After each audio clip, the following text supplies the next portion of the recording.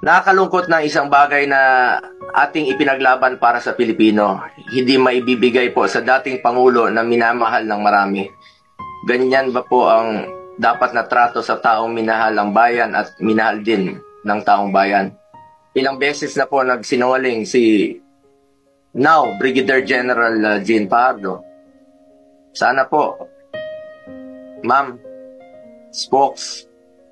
bilang spokesperson, totoo lang po ang sabihin mo, alang-alang sa bayan. Your duty is to be loyal to our flag and to our country. Minahal namin kayo ni dating Pangulong Duterte. Sana, konting respeto lamang po. Kung nagawa nyo yan sa akin, magsinungaling, mas nagagawa nyo po yan sa ibang tao. Respeto lamang sana. Gaya ng pagrespeto at pagmamahal namin sa uniform personnel. Sinabi mo, nagpupunas lang ng pawis ang ilang pulis na nakuna ng video na umiiyak habang inaaresto si Pangulong Duterte. Mapigilan mo bang umiyak? Nasasaktan po yan. Doon lamang po tayo sa katotohanan at piliin nyo lang laging magsabi ng totoo alang-alang sa bayan.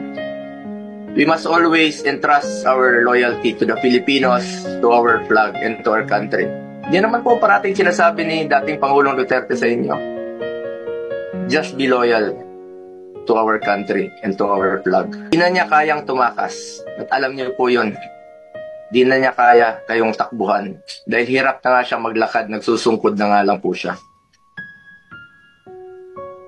Imbis na umunlad, bigla tayong umurong.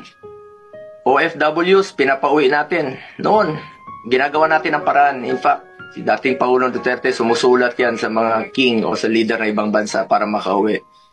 And even nagre-raise tayo ng blood money para makauwi lang yung mga kababayan natin.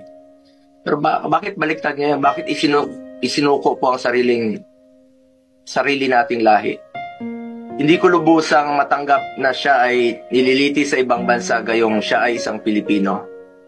Samantalang mayroon naman tayong maayos na judicial system sa ating bansa na nirerespeto. Kung consistent po ang gobyerno sa posisyon na ito na hindi kilalanin ang jurisdiction ng International Criminal Court, bakit hinayaan po nitong ma-implement ng warrant of arrest ang Interpol mula sa isang korte na hindi naman natin kinikilala? Ang issue na ito ay hindi lamang para kay Pangulong Duterte. Ito ay mahalagang usapin sa soberanya ng Pilipinas ang nakataya dito. Alang-alang sa ating mga bayaning nagbuwis ng buhay upang makamit lang ang ating kalayaan. Alang-alang sa ating ngayon na patuloy na inaalagaan ang ating soberanya upang ang ating mga anak at mga anak na ang ating mga anak ay mamumuhay ng isang bansa na malaya at irerespeto ng ibang bansa. Pakasakit po sa dibdib na pagkatapos niya isakripisyo ang kanyang sarili para sa kinabukasan ng ating mga anak at ng bawat Pilipino. Imbis na ibigay sa Pilipino ang paghusga sa mga ginawa ni dating Pangulong Duterte na paglaban sa droga at kriminalidad, sadly, hindi po ganun ang nangyari. Pilipino po ang dapat humusga sa totoong sitwasyon sa bansa. Kung mas nakakalakad na po ba ang ating mga anak noong panahon niya, hindi po nasasaktan, hindi nababastos. Kayo po ang humusga. Pilipino po ang dapat humusga.